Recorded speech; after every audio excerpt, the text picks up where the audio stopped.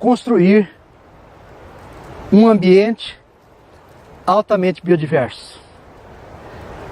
Esse é um desafio gigantesco e, ao mesmo tempo, extremamente estimulante. Nas monoculturas ou monoatividades, esse processo ele é caótico, porque uma espécie vegetal que normalmente sustenta uma atividade agrícola monocultural ou uma espécie vegetal só que sustenta uma atividade de produção animal, ela é extremamente pobre para falarmos em biodiversidade. Ou seja, essa condição é extremamente inapropriada para que verdadeiramente tenhamos uma biodiversidade rica nesses ambientes. De que maneira que nós resolvemos isso? Uma das formas extremamente importantes de construir essa biodiversidade é por meio de agroflorestas.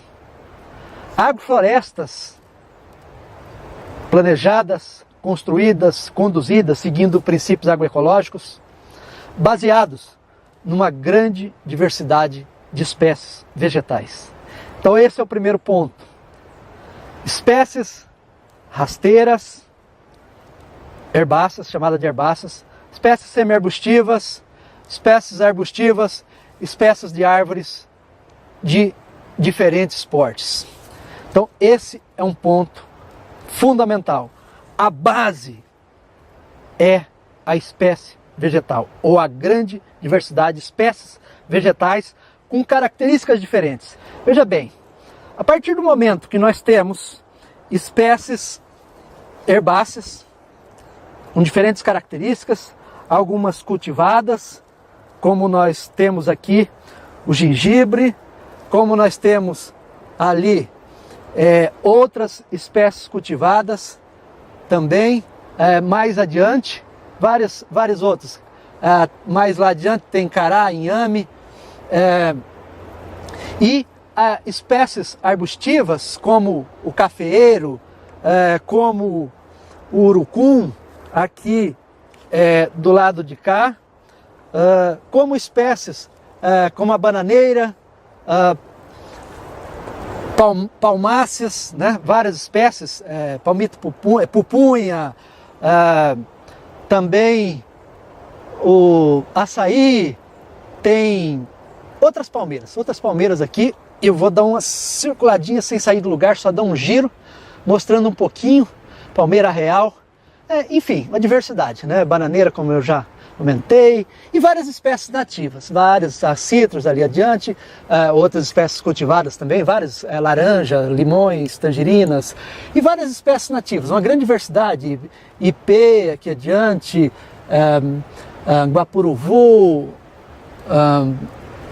banana de macaco, enfim, eu não vou falar muitos porque são algumas espécies peculiares dessa região aqui, região característica do bioma Mata Atlântica, mas é importante você olhar para a sua região. E além de outras espécies cultivadas, né, exóticas, abacateiro, mangueira, enfim, uma grande diversidade de espécies, aliado que às espécies espontâneas, espécies herbáceas espontâneas, que são muito valorosas. Pois bem, essa grande quantidade de espécies vegetais, elas formam múltiplos estratos, né? Então esses múltiplos estratos, desde das rasteiras até espécies de grande porte, eu vou continuar circulando para ficar mais ilustrativo isso que eu estou falando para você.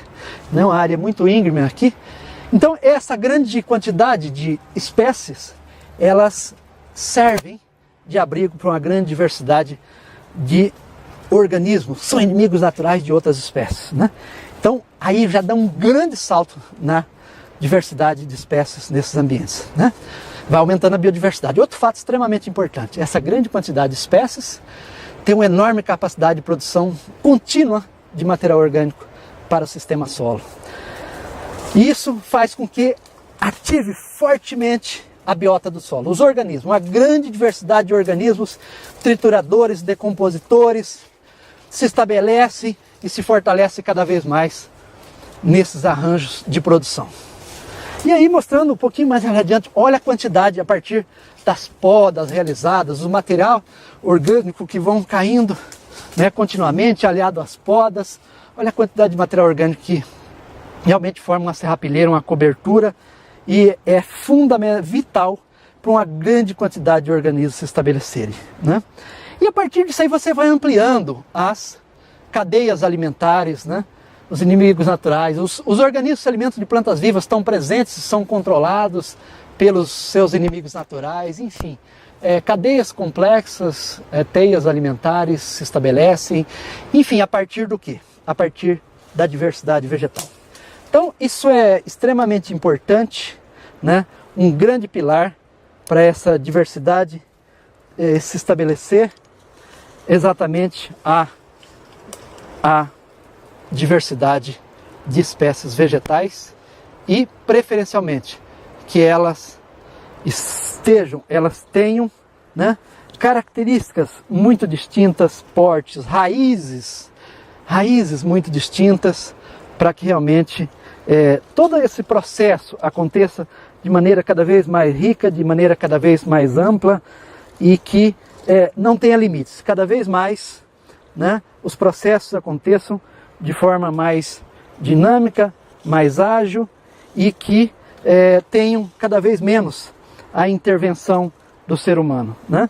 E o grande elo de sustentação é exatamente a diversidade de espécies vegetais.